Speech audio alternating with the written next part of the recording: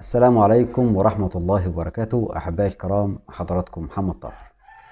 خليني أبدأ الحلقة وأسألكم سؤال، وهو: لو الوسواس مجرد فكرة، ليه بتحسها حقيقية 100%؟ ليه بتحس إن الفكرة منطقية، إن الإحساس قوي وكأنك ممكن تعملها فعلا؟ وليه ساعات تقول المرة دي مختلفة، المرة دي شكلها حقيقي؟ الحلقة ديت مش هقولك فيها ما تخافش، ولا هقولك كبر دماغك. الفيديو ده هيكشف لك السر العصبي اللي بيخلي الفكرة تتحس كأنها واقع، ولو فهمته كويس نص الخوف هيقع لوحده. الجزء الأول من حلقتنا: دماغك بيشتغل إزاي في الوسواس. عندك في دماغك جزء اسمه مركز الإنذار، وظيفته يحميك من الخطر. المشكلة ان عند الوسواس المركز ده بيشتغل زيادة عن اللزوم. يعني الفكرة تيجي، المركز يقول خطر، قبل حتى ما المنطق يدخل اصلا يقوم الجسم يرد: ضربات قلب، توتر، احساس بالتهديد. فانت في اللحظة دي بتستنتج: طالما حاسس كده يبقى الموضوع حقيقي. لكن الحقيقة الإحساس سبق الفكرة، مش العكس. الجزء الثاني: ليه الإحساس بقى قوي جدا؟ في حاجة اسمها الارتباط العاطفي. يعني كل ما تخاف من فكرة، تحللها، تحاول تطمن نفسك منها، الدماغ يعمل لها تكبير، زي ما تكون بتقوله دي أهم فكرة في حياتي، فيبدأ يديها وضوح أكتر، إحساس أقوى، حضور أكبر. مش لأنها حقيقية، لأ، لكن لأنك علمته إنها مهمة. يعني بنلاحظ إن الأفكار الوسواسية عندنا لما إحنا بنهتم بفكرة معينة عن فكرة تانية، بيبدأ الدماغ يعمل إيه؟ يحط الفكرة ديت في أولوياته ويبدأ ينبهك عنها أول بأول. الجزء الثالث من الحلقة وهو بقى الفخ الأخطر. أخطر لحظة بتحصل هنا لما تقول الإحساس ده معناه إني ممكن أعملها، وده خطأ منطقي كبير.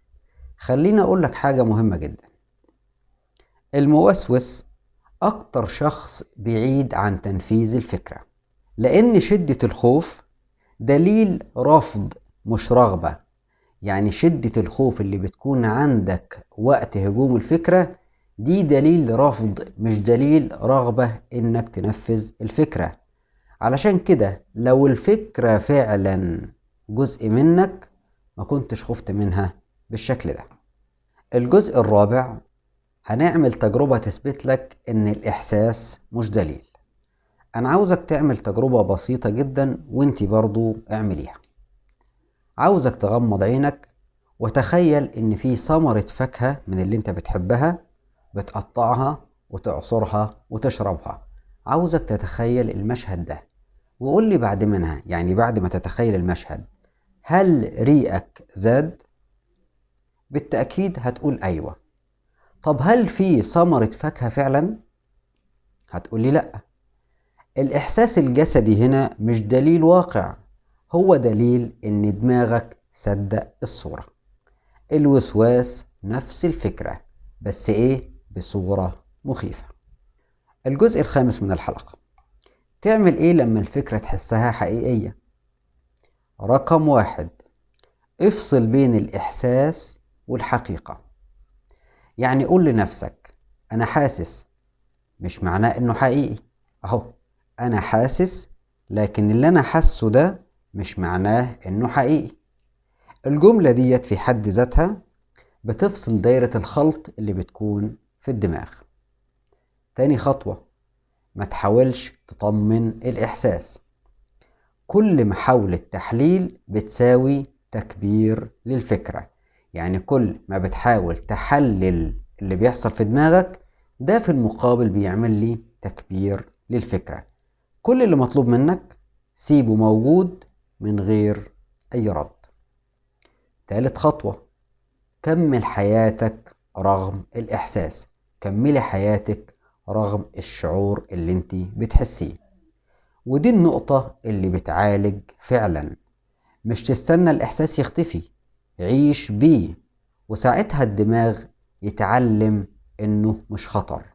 يعني لمجرد إن الإنسان فينا يسيب الإحساس جوه منه ويكمل يومه، الحتة ديت الدماغ بيتعلم منها إن رغم وجود الإحساس وإنت أو إنتي مكملة يومك، ده معناه إن مفيش خطر. الجملة بقى المفصلية في الحلقة دي: الإحساس مش دليل، هو إنذار كاذب. عاوزك تكررها كل مرة، وعايزك تكرريها كل مرة تجيلك الأفكار. في النهاية عاوز أقول لو الفكرة كانت حقيقية ما كنتش خفت منها بالشكل ده.